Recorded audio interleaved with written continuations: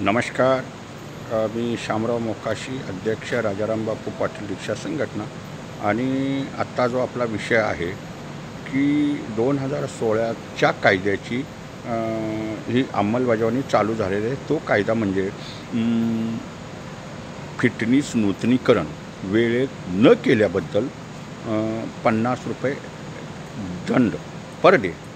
आणि ही याचिका न्यायालयात होती. 2016ला वसुली बी झाली होती, पण काही मंडळी असे गेलेले होते, काय बस असोसिएशन्सवाले वगैरे, की हा कायदा चुकीचा आहे आणि हा दंड जाचक आहे. परंतु वाहन मालकाची जबाबदारी आहे की आपलं फिटनेस संपायच्या अगोदरी 30 दिवस ते 60 दिवस तुम्ही कायद्यानं करू शकता. परंतु 30% 40% वाहनंच ही पासिंग केली जात नाहीत. आणि त्यांची दिशाभूल करणारी सुद्धा मंडळी आहेत. त्यांची दिशाभूल करणारी मंडळी तर सरळ सरळ म्हणतात की आम्ही आहे, हवालदाराचं आमचं जास्ती जमते, आम्ही मुख्यमंत्र्याला सांगू, आमचं RTOचं चांगले संबंध आहेत. पण तुम्हाला वाहन मालकाची जबाबदारी आहे वेळेत आपल्या वाहनाचं पेपर अपडेट ठेवणं हे फार गरजेचं आहे. कायदा हा चांगलाच आहे. आणि आता ह्या याचिका खारिज केल्यामुळं ऑनलाईनला प्रत्येक वाहन मालकाला दंड दिसतो. मी सर्व वाहन मालकांना एवढंच सांगणार आहे की हा न्यायालयाचा आदेश आहे आणि केंद्रीय मोटर कायद्यानुसार हा देशासाठी कायदा आहे.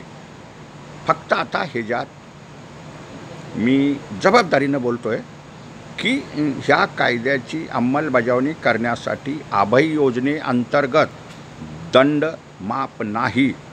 प्रत्येकानं लक्षात घ्या, दंड माफ होणार नाही, पण 1 वर्षाच्या पुढील लोकांना काही सवलत मिळू शकते. 2 वर्षे ज्यांची लेट झालेत त्यांना थोडी राहत मिळू शकेल. 3 वर्षे झालेत त्यांना थोडी राहत मिळू शकेल. पण वाहन मालकाची जबाबदारी असते की आपले वेळेत फिटनेस नूतनीकरण करायचं, वेळेत इन्शुरन्स भरायचा, वेळेत आपलं लायसन नूतनीकरण करायचं. म्हणजे आपल्या वाहनाचे पेपर हे अपडेट ठेवायचे असतात. तुमचं लायसनसुद्धा 1 महिना अगोदरी नूतनीकरण करू शकता. परमिट तुमचं रिक्षा, टॅक्सी, कुठल्याही वाहनाचं परमिट असून द्या. रिक्षाचं परमिट तर तुम्ही 6 महिने ते 15 दिवस अगोदरी नूतनीकरण करायचं असतं. आणि नेमकं आपण हेच करत नाही. आपण सरळ म्हणतो की आमचं कोण काय करतं आहे, कोण काय करतं आहे. पण न्यायालयानं च्या आदेशामुळं आता ह्या दंडात कायदा तर रद्द होणार नाही. मग काही मंडळी दिशाभूल बी करत असतात राजकीय नेत्यांची नावं घेऊन. पण आता ह्याच्यात प्रश्नच येत नाही. न्यायालयाच्या आदेशामुळे ही झालेलं आहे. परंतु आम्ही एक अभय योजना शासनाला सादर केलेली आहे आणि ती योजनेला 1 महिन्याभरात सिग्नल मिळेल. परंतु न्यायालयाची परवानगी घेतल्याशिवाय ती अभय योजनासुद्धा राबवता येणार नाही. म्हणजे दंडमाफ नाही. पहिल्या 6 महिन्यापर्यंत 50 रुपये प्रमाणे हा दंड राहणारच आहे.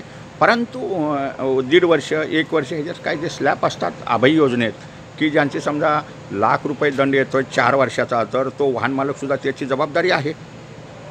1 दिवस लेट, 2 दिवस लेट, 4 दिवस लेट, ह्या काही गोष्टी असतात. परंतु जर 3 महिने, 6 महिने, वर्ष, 2 वर्ष जर वाहनाचं फिटनेस नूतनीकरण जर करत नसतील तर न्यायालय तरी काय आदेश देणार? 30 ते 40% वाहनांचे पासिंग नूतनीकरण नाहीत, इन्शुरन्स नाहीत. आणि हे एक धोकादायक व्यवस्था ठरलेली आहे. तर येणाऱ्या काळात अभय योजना चव्हाट्यावरती येईल, ह्यात काय प्रश्नच येत नाही. थोडी राहत मिळू शकेल. परंतु ही योजना मंजूर होण्यासाठी कमीत कमी 2 महिन्याचा कालावधी असेल. लागतील त्याला 2 महिने. असं काही शासनाला ते लगेच करता येणार नाही. नोटिफिकेशन काढावं लागेल, न्यायालयाची परवानगी घ्यावी लागेल आणि मगच अंमलबजावणी ही करता येईल. आपापली वाहनं वेळेत पासिंग करून घ्या. तुमचा एक दिवस वाढतोय हे मात्र विसरू नका. आणि असं ते कायदा रद्द होणार आहे किंवा काय असं काय हे नाही. आता त्याच्यात ते म्हणजे तुम्हाला अभय योजनेअंतर्गतच काही सवलत मिळेल. परंतु अभय योजना मंजूर होण्यासाठी, त्याचं परीक्षण होण्यासाठी हा 2 महिन्याचा कमीत कमी कालावधी जाईल. म्हणजे तुम्ही 2 महिने वाट बघत बसणार आहे का? म्हणजे कुणाचे 4 दिवस आहेत, कुणाचे 6 महिने आहेत. म्हणजे तुमचा आता 50 रुपये प्रमाणे दंड वाढतोय. तर आपापली वाहनं वेळेत पासिंग करून घ्या. पण भविष्यात ज्या काय गाड्या बँकेतनी वगैरे पडलेल्या आहेत किंवा काय अशा, आणि अभय योजनेला मुदत असते, 3 महिन्याची मुदत मिळेल. ती बी तुम्हाला स्लॅब पद्धतीने मिळेल. पण तुम्हाला काही ते दंड माफ होणार आहे किंवा सगळ्यांना माफ होणार आहे असं काहीसुद्धा नाही. तर वाहन मालकांनी लक्षात घ्या आणि आपापली वाहनं ताबडतोब पासिंग करून घ्या. मग तुमचं कुठलंही वाहन असून द्या, कायदा हा सर्वांच्यासाठी असतो, तो काही रिक्षा टॅक्सीवाल्यांच्यासाठी सुद्धा नाही. आणि प्रत्येक रिक्षावाल्यांनीसुद्धा जबाबदारीनं आपलं वाहन रिक्षा पासिंग केली पाहिजे वेळच्या वेळेला. ट्रकवाल्यांनीसुद्धा आपलं ट्रक पासिंग केलं पाहिजे, टेम्पोवाल्यानं पासिंग केलं पाहिजे. आपली बी वैयक्तिक काही जबाबदारी असते. आपण वाहन घेतो तर त्याचे पेपर अपडेट ठेवणं ही आपली बी जबाबदारी आहे. तर प्रत्येकानं वेळेत फिटनेस नूतनीकरण करून घ्या, इन्शुरन्स करून घ्या. येणाऱ्या काळात भविष्यात 1-2 महिन्यानं तुम्हाला आभाई योजनेअंतर्गत काहीतरी सवलत मिळेल. परंतु त्या आभाई योजनेच्या ड्राफ्टमध्ये सुद्धा असं आहे की 6 महिन्याच्या आतल्या ह्यांना कुणाला सवलत मिळणार नाही. म्हणजे 6 महिने जरी तुमचे झाले तरी तुम्हाला ते 50-50 रुपयाने भरावेच लागणार आहेत. परंतु वर्ष 2 वर्ष जे झाले त्यांना काय पर्सेंटेज कमी होऊ शकतील. परंतु न्यायालयाची परवानगी घेऊनच शासनाला आधी सूचना करावी लागेल. न्यायविधी विभागाकडून त्या योजनेची ही करावं लागेल, त्यांना निरीक्षण करावे लागेल राज्यातील अहवाल आरटीओवाल्यांचे. मग त्याच्यातून काहीतरी पुढं निष्कर्ष निघू शकेल. म्हणजे आभाई योजनेवरतीच तुम्ही बसू नका. ज्या वेळेला होईल त्यावेळेला होईल, पण प्रत्येकानं वेळेत आपली वाहनं पासिंग करा. एवढं मी आज तुम्हाला ह्या व्हिडिओच्या माध्यमातून बोलतो आहे. तर प्रत्येकानं आता आपापलं काम करून घ्या. धन्यवाद. मूचवाले मोकाशी यूट्यूब पहा, लाईक करा, शेअर करा, सबस्क्राईब करा. धन्यवाद.